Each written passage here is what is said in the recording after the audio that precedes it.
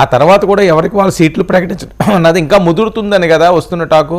లోకేష్ గారు ఆ రోజు మాట్లాడిన దగ్గర నుంచేనా కొద్దిగా ఆందోళన ఆవేదన వ్యక్తమైంది మీ అందరిలోని? అంటే డిప్యూటీ సీఎం కూడా కనీసం పవన్ కళ్యాణ్ గారి పేరు చెప్పలేకపోవడం అది ఆయన విజ్ఞతకు వదిలేయాలండి. ఎందుకంటే ఎలక్షన్ ముందు ఒక వ్యక్తి ఆశల పల్లకిలో పొలం ఇస్తుందండి, కాపు కులానికి ఏదో ఒకటి ఇస్తారు, రాజ్యాధికారంలో షేరింగ్ ఉంటుందని ఒక ఆశతో కాపులంతా జనసేన తిరిగినప్పుడు, జనసేన తెలుగుదేశంతో ఉన్నప్పుడు ఆ మాట మాట్లాడడం వల్ల అవివేకంగా ఆ పార్టీకి తప్పొద్దనే విషయం ఆయన తెలుసుకోవాలి. నేను చెప్పక్కర్లేదు.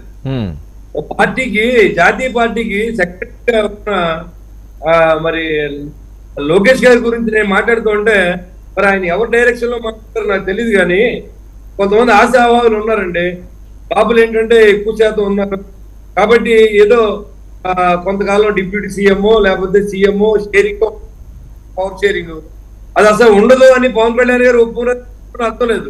ఆ విషయం పవన్ కళ్యాణ్ గారు చెప్పాలి. నాకు అనుభవం లేదు, చంద్రబాబు గారిని చేద్దాం నేను అనలేదు.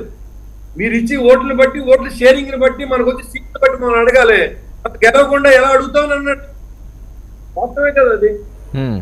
మరి దీన్ని ఎందుకు ఇప్పుడు ఎవరైతే మాకు షేరింగ్ ఉంటుందేమో అనుకున్నారో ఈ కాపులు, వాళ్ళని ఆశల పల్లకిలో అలా ఉంచి ఆఖరి నిమిషంలో ఓటు డైవర్ట్ అయిన తర్వాత మీరు ఏ నిర్ణయం తీసుకుంటే తీసుకోండి. మీరు ఎలక్షన్ ముందు చెప్తే ఇద్దరు పాడైపోతాం కదా. మే పాడైనా అది పాడైనా ఒకటే కదా. మీరు ఉన్నప్పుడు అధికారం ఇద్దరు ప్రయత్నం. ఈ మాట మాతో పాటు మాకెంత జరుగుతుందో తెలుగుదేశం కూడా అంతే జరుగుతుంది. ఓటు డైవర్ట్ అవ్వబోతుంది. అది మా భయం. ఏదో అధికారి కోసం కొట్టుకొని అవకాశం మాకు లేదు.